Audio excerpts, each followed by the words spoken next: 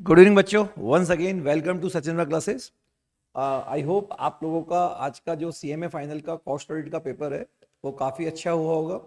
And जैसा कि मुझे फीडबैक मिल रहा है कि पेपर वाज सो इजी।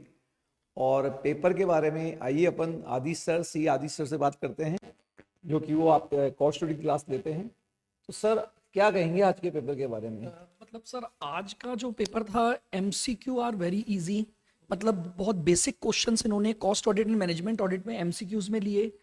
तो मतलब everyone score 30 out of 30 in MCQs. ऐसा मतलब हाँ, मतलब आज अगर इसने थोड़ा भी बेसिक आइडिया भी अगर उसको कॉस्ट एंड मैनेजमेंट ऑडिट का है तो वो आज के एमसीक्यू में 30 आउट ऑफ 30 स्कोर कर सकता है। अच्छा, ये तो बहुत अच्छी बात है मतलब आपके में।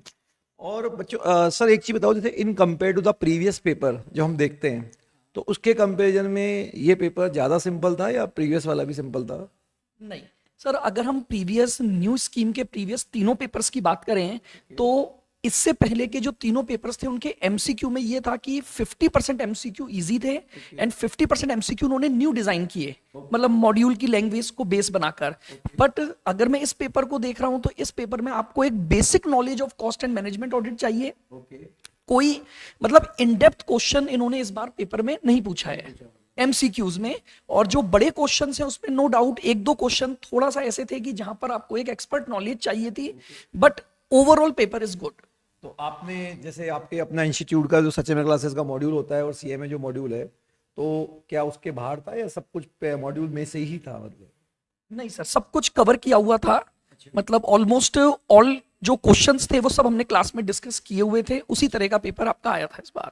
ओके बच्चों, क्योंकि आपका कल अगेन पेपर है तो हम ज़्यादा समय नहीं लेंगे आपका। और अब सीधा सर, आज के जो पेपर के एमसीक्यूज के आंसर क्या है और जो बाकी सब्जेक्टिव है उनके बारे में सर आपको डिटेल में थोड़ा सा बताएंगे। Okay sir. Thank you sir. देखिएगा, तो अपन सबसे पहले अगर बात करते हैं अपने एमसीक्यू पार्ट, जो हमारा क्वेश्चन नंबर 1 है। देखिए इसने क्या पूछा है, which of the following is और are the objective for which cost audit is undertaken. यानी इनमें से कौन सा ऑब्जेक्ट है कि जिसके लिए हम क्या करते हैं, कॉस्ट ऑडिट करवाते हैं। तो देखिए, as we know, costing data की एक्यूरेसी को बनाना कॉस्ट ऑडिट का ऑब्जेक्ट है। To ensure cost accounting principles govern by the management, यानी क्या मैनेजमेंट एंश्योर कर रहा है कॉस्ट अकाउंटिंग के प्रिंसिपल्स को अप्लाई कर रहा है, ये भी इसका ऑब्जेक्ट है। To reduce the detailed checking by the external auditor. तो both three are the objectives of cost audit.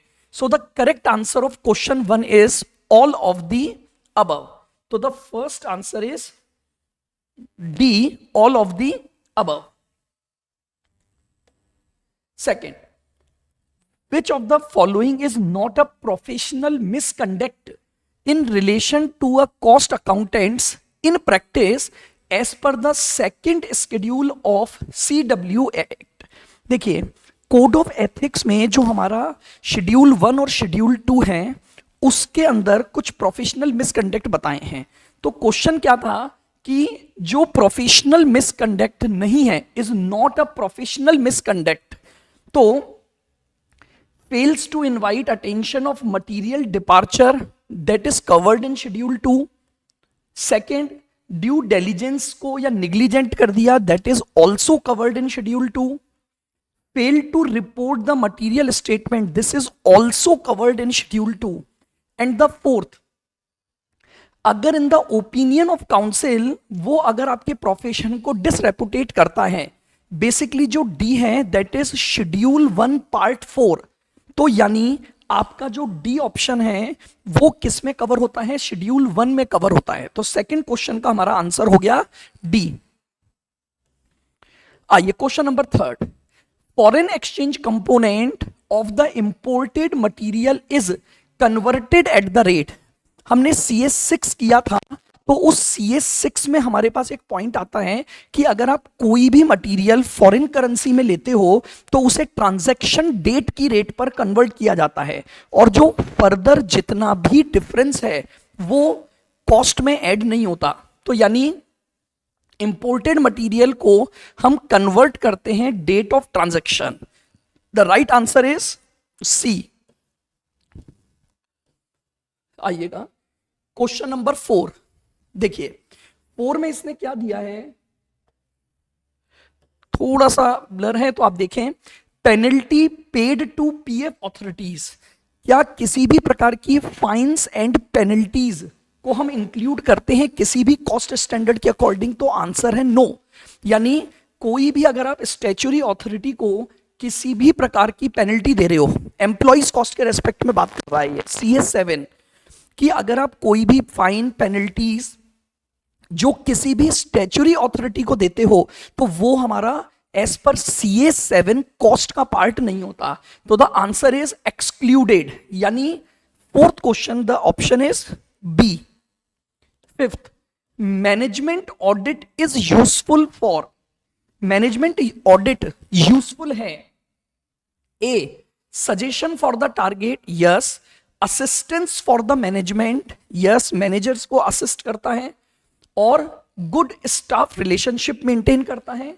तो the answer is all of the above. तो मैनेजमेंट ऑडिट जो है उसके ये तीनों ही पर्पस हैं। तो the answer of question number 5 is D. Now internal control and internal check, देखिएगा हमने दो चीजें डिस्कस की हुई अपनी क्लासेस में, इंटरनल कंट्रोल और इंटरनल चेक। और देन हमने एक पॉइंट डिस्कस किया था कि जो इंटरनल कंट्रोल है वो एक वाइड टर्म है और इंटरनल चेक उसका ही एक हिस्सा है।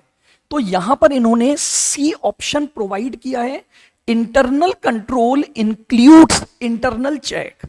तो क्वेश्चन नंबर 6 का जो आंसर है that is internal control includes internal checks. बताइए क्लियर है बिल्कुल? तो क्वेश्चन नंबर 6 का जो आंसर है that is C. Next question number 7 आपका prevention of money laundering act से रिलेटेड है। ये बोल रहे हैं कि which of the following is not prescribed under prevention of money laundering act. इनमें से कौन सी एक्टिविटी मनी लॉन्ड्रिंग एक्ट के तहत नहीं आती है? Seizure of property, yes. Attachment of property, yes. Confiscation of property, yes. Life imprisonment, no. किसी भी प्रकार के लाइफ इम्प्रिजोनमेंट का कोई प्रोविजन आपके मनी लॉन्ड्रिंग एक्ट में नहीं है। तो the answer is D. Clear बिल्कुल? तो question number 8, which of the following does not form part of cost of transportation? CAS5 transportation cost. तो कौन सी कॉस्ट है जो ट्रांसपोर्टेशन कॉस्ट का पार्ट नहीं है? तो answer is demurrage charges, local octroi, transit insurance और freight, all are covered under transportation cost. But D, किसी भी प्रकार के डेमरेज चार्जेस जो हैं वो हमारी कॉस्ट का पार्ट नहीं होते। ठीक है, तो 8th का आंसर हमारा क्या हो गया? D. 9th, as per CS2 actual capacity utilization shall be presented as a percentage of। ये बोल रहे हैं कि जब हम CS2 के थ्रू एक्चुअल कैपेसिटी यूटिलाइजेशन को प्रेजेंट करते हैं तो उसका परसेंटेज किस पर निकाला जाता है? तो एक्चुअल कैपेसिटी का परसेंटेज किस पर निकाला जाता है? इंस्टॉल्ड कैपेसिटी पर निकाला जाता है। तो the answer of 9th question is a, कि एक्चुअल कैपेसिटी यूटिलाइजेशन किसका परसेंटेज है? इंस्टॉल्ड कैपेसिटी का परसेंटेज है। 10th, machine used in defence, space and atomic energy sector and fulfilling the turnover criteria is covered. ठीक है, तो हमने ये चीज स्टडी नोट 2 में बात की हुई है रेगुलेटेड सेक्टर और अनरेगुलेटेड सेक्टर को लेकर। ठीक है, तो ये जो चीज है वो किस में आती है? अनरेगुलेटेड सेक्टर में आती है। तो हमारा जो क्वेश्चन नंबर 10 है उसका आंसर क्या हो गया हमारा? B, covered in unregulated sector. तो आई होप ये 10 क्वेश्चन आपको बहुत आसान लगे होंगे। तो ये जो 10 क्वेश्चंस थे वो बिल्कुल basic fundamental knowledge of cost audit and management audit पर बेस्ड थे। नाउ अब हमारा जो नेक्स्ट क्वेश्चन आया वो 2:5 यानी रेशोस को लेकर, रेशो की भी वो नॉलेज जो आप इंटर लेवल पर पढ़ते हैं उसको हमें इसको अप्लाई करना था। तो देखिएगा, आपको 2 साल का जीपी रेशो दिया हुआ है, एवरेज स्टॉक दिया हुआ है, स्टॉक टर्नओवर रेशो दिया हुआ है, इनकम टैक्स की रेट दी हुई है और post tax income as a percentage of sales दी हुई है। Find out the correct option in respect of the following. Now question number 1, इसने क्या पूछा है, दोनों ईयर्स की सीओजीएस कैलकुलेट करके बताइए। The question is calculate COGS for 2 years. तो आइए हम इसको लेते हैं। यहां पर अगर देखिएगा, आपको स्टॉक टर्नओवर रेशो दे रखा है, ध्यान से देखिएगा। हमारे पास स्टॉक टर्नओवर रेशो का फॉर्मूला होता है COGS divided by average stock. COGS divided by average stock, this is the formula of stock turnover ratio. पहले साल पर बात करते हैं। Stock turnover is 20 is equal to COGS divided by 40,000। तो दैट मीन्स सीओजीएस आ गई हमारे पास 8 लाख। इधर आ जाते हैं सेकेंड ईयर में, आपको दे रखा है 25 is equal to COGS divided by average stock. तो again 25 is equal to COGS divided by average stock आपको दे रखा है 50,000। तो हमारे पास सीओजीएस आ गया 12,50,000। तो पहले साल की सीओजीएस 8 लाख है और दूसरे साल की जो सीओजीएस है वो कितनी है, 12,50,000। तो what will be the answer? तो हमारे 11th क्वेश्चन का आंसर आ गया सी, 8 लाख और 12,50,000। नाउ अब इसने पूछा है दोनों सालों की सेल्स कैलकुलेट करिए। आइए तो सेल्स पर चलते हैं। देखिएगा, हमें जीपी रेशो दे रखा है, ध्यान से देखिएगा। आपको दोनों सालों का जीपी रेशो दे रखा है 25 और 20। आइएगा, जीपी रेशो 25 और जीपी रेशो, ठीक है, as we know GP ratio किस पर बेस्ड होता है, सेल्स पर। अब हमारे को क्वेश्चन में सीओजीएस हम निकाल चुके हैं। तो देखिएगा, अगर सेल्स 100 है तो माइनस इसमें से जीपी कितना हो गया, 25। तो यानी हमारी जो सीओजीएस है वो 75% के बराबर आ गई। हमारी जो सीओजीएस है वो 75% के बराबर आ गई। तो now we can calculate sales. 8 lakh की सीओजीएस अगर 75 को रिप्रेजेंट कर रही है तो 100% पर चले जाइए। बताइए कितना आ गया 100% पर अगर हम जाएंगे तो 10,66,667।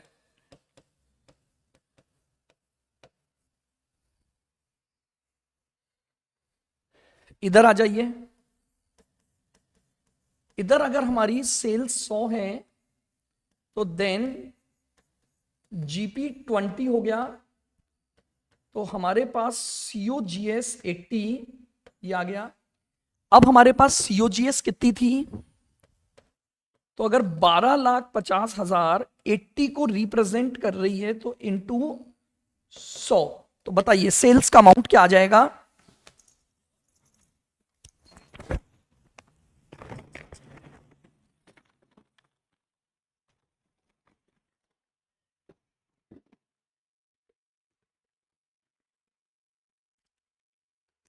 तो हम इसको कैलकुलेट कर लेते हैं।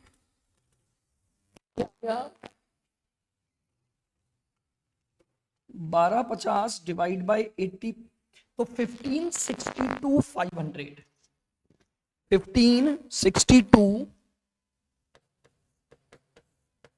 ये लीजिए। तो हमारे इस क्वेश्चन का आंसर हो गया ए ऑप्शन। सेल्स आ गई 1066 667 और दूसरा आ गया हमारे पास 15,62,500। क्लियर? आइएगा नेक्स्ट क्वेश्चन पर चलते हैं। 13। अब इसने क्या बोला है, नेट इनकम आफ्टर टैक्स निकालिए। तो आपको ऑलरेडी क्वेश्चन में नेट इनकम का परसेंटेज दे रखा है 9 और 10 ऑन सेल्स। आइए 9% ऑन सेल्स और यहां आपको दे रखा है 10% ऑन सेल्स। और सेल्स हमने जस्ट ऊपर निकाली है, तो यहां पर आपका जो पीएटी है वो क्या आ जाएगा, सेल्स कितनी थी हमारी 10,66,667 का 9% आप निकाल दीजिए। तो 10,66,667 इंटू 9%, तो पीएटी इज 96,000। PAT is 96,000। इधर आ जाइए, पीएटी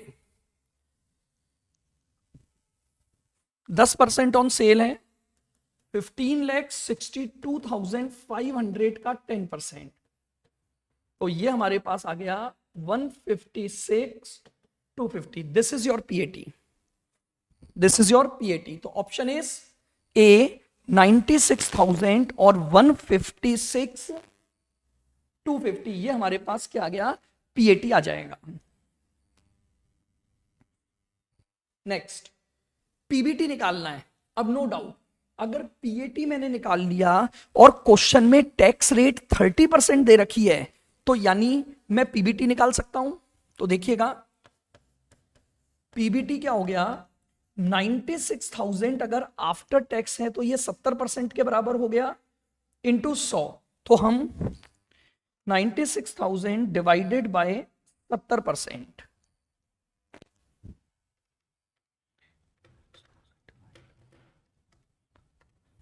137,143, 137,143। इधर आ जाइए, यहां पर जो हमारा पीबीटी होगा 156,250 अगर 70 है तो इंटू 100 डाल दीजिए, कितना आ गया 156,250 डिवाइडेड बाय 100, 223,214, 223,214। ये लीजिए, ये आपके पास प्रॉफिट बिफोर टैक्स। तो कौन सा ऑप्शन हो गया, तो 14th क्वेश्चन का ऑप्शन हमारे पास आ गया डी। पीएटी को हमने कन्वर्ट कर दिया पीबीटी। और अब जो लास्ट इन्होंने 15th एमसीक्यू बोला, वो ये बोला कि पिछले साल के कंपैरिजन में करंट ईयर में आपका जो ये पीबीटी है ये कितने से चेंज हुआ, कितने से चेंज हुआ। तो देखिएगा कितने से चेंज हो रहा है, आपका इंक्रीज हो रहा है, कितने से, माइनस कर देते हैं अपन 223,114 माइनस 137,143। यानी मैं आपको क्वेश्चन दिखा देता हूं। जो 15th क्वेश्चन है इंक्रीज और डिक्रीज इन पीबीटी मांग रहा है। इन पीबीटी 2023 से 24 पर जो चेंज हुआ वो बताना है। तो कितने से इंक्रीज हो गया, तो इंक्रीज हुआ 86,071 इंक्रीज, सॉरी इंक्रीज हुआ है। तो the option is B, increase by 6 071. तो these are the 15 MCQ of paper cost and management audit. In my opinion, these all questions are very easy.